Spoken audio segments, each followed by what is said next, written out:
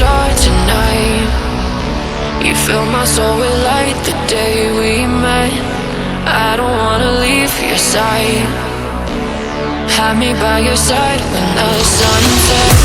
Let's leave for an eternity. Salam Blender Indonesia. Assalamualaikum warahmatullahi wabarakatuh.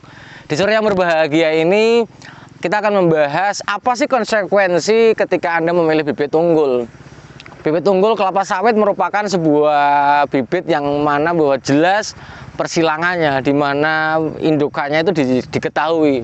Maka bagi para planter dan para petani semua yang mau membeli bibit unggul, maka pastikan jelas dulu deskripsinya.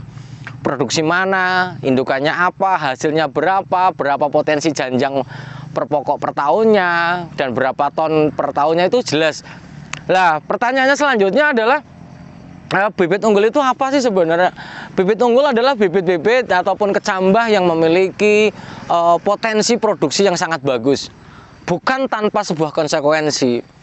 Artinya bahwa ketika Anda memilih bibit unggul, berarti ada konsekuensi yang harus dipenuhi oleh kita sebagai petani yang menanamnya. Karena bibit unggul tidak akan mungkin menghasilkan produksi yang besar tanpa masukan yang besar pastinya. Sebuah logika dari dari orang saja, ketika bapaknya gemuk, ibunya bapaknya gemuk dan ibunya gemuk, apakah anaknya pasti gemuk? Jawabannya adalah kemungkinan anaknya memiliki potensi yang gemuk pastinya.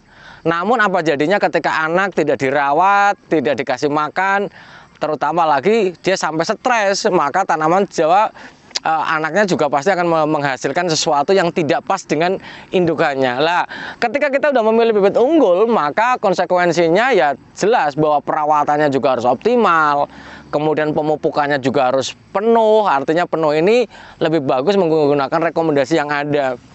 Masih banyak para petani dan para planter semuanya yang sering curhat sama saya adalah ketika, Pak Pendi, apa jadinya ketika tanaman itu dipupuk urea saja? Karena bapak saya itu taunya bahwa pupuknya hanya urea saja. Ketika unsur haranya yang dipenuhi hanya nitrogen, pertanyaannya fosfor, kalium, dan magnesium, dan unsur hara lainnya, apalagi di gambut, unsur hara mikronya tidak ada, ya maka pertumbuhannya hanya dari satu sisi saja. Bagus kok Pak Pendi dipupuk urea, ya bagus. Karena bahwa di dalam tanaman kelapa sawit sendiri, cantik itu nggak cukup. Cantik itu nggak cukup, tapi cantik yang memiliki buah atau potensi buah yang bagus, itulah yang kita harapkan. Kalau hanya daunnya saja yang hijau saja ya gampang, tinggal kasih urea hijau. Namun bagaimana produksinya? Karena di dalam mekanisme produksi tanaman kelapa sawit membutuhkan unsur hara dengan jumlah yang banyak pastinya. Kemudian dan dia juga harus memiliki jumlah yang banyak dan kesesuaian unsur hara yang pas.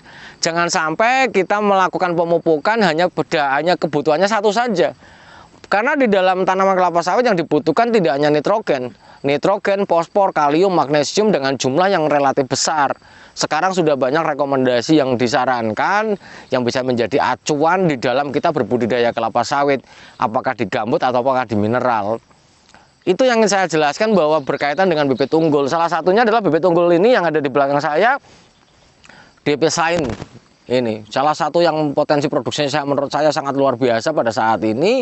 Ya kenapa kok bisa besar segini? Ya wajar, karena dipupuk dengan jumlah yang sesuai yang udah direkomendasikan, dirawat dengan sangat bagus. Dirawat itu bukan berarti masalah pengendalian gulmanya saja, tapi juga dirawat dalam artian bahwa piringannya juga bagus, kemudian pemilihan herbisidanya ketika kita mengendalikan gulma juga bagus, dan yang paling penting adalah ditempatkanlah tanaman ini pada kondisi yang sangat bagus, jangan sampai tergenang. Kemudian pemberian bahan organik juga harus banyak sehingga kesehatan tanaman terjaga dan tidak pelak bahwa akan menghasilkan sebuah produksi yang sangat bagus. Itu yang ingin saya sampaikan pada sore hari ini. Semoga bermanfaat. Sekali lagi yang dapat saya simpulkan, bibit unggul adalah bibit yang memiliki potensi yang baik dan memiliki potensi produksi yang baik jikalau, sekali lagi, ketika potensi itu kepengen didapatkan, maka dia harus mendapatkan sebuah asupan gizi atau makanan atau berkaitan dengan pemupukan yang cukup baik dari segala jenis dan maupun kilogramnya. tidak hanya diberikan dalam satu sisi saja. Itu saja yang dapat saya sampaikan. Semangat selalu para petani Indonesia. Gunakan selalu bibit unggul di mana bibitnya adalah terukur dan potensi produksinya sudah diketahui dulu. Dan jangan menanam bibit unggul yang ibaratnya kita buta, hanya katanya saja. Sekarang sudah menggunakan media internet, semuanya tersedia, tinggal kita nulis saja. Misalnya DP, misalnya mau yang ngambi, memang dami mas, DP sain, sokvin, mau semuanya ada di internet, tinggal kita searching saja. Pastikan kita memilih bibit unggul yang benar, disesuaikan dengan lahannya. Kemudian perawatannya optimal, pemupukannya bagus, dan disayangilah dia, maka dia akan menyayangi kita di saat nanti produksi. Mungkin itu saja dulu yang dapat saya sampaikan. Semoga bermanfaat bagi para planter dan para petani semuanya. Dan hilangkanlah mindset bahwa masih banyak petani kita yang berpikiran bahwa bibit unggul adalah bibit yang hanya penanganannya atau pemberiannya sedikit tapi hasilnya banyak. Itu adalah pemahaman yang salah. Bibit unggul adalah bibit yang memiliki potensi yang baik jikalau terpenuhi kebutuhannya, maka penuhilah kebutuhannya. Terima kasih, salam sehat selalu bagi kita semuanya. Semoga Allah memberikan kesehatan dan kebahagiaan tanpa syarat. Dan assalamualaikum warahmatullahi wabarakatuh. Salam planter Indonesia. Assalamualaikum warahmatullahi wabarakatuh.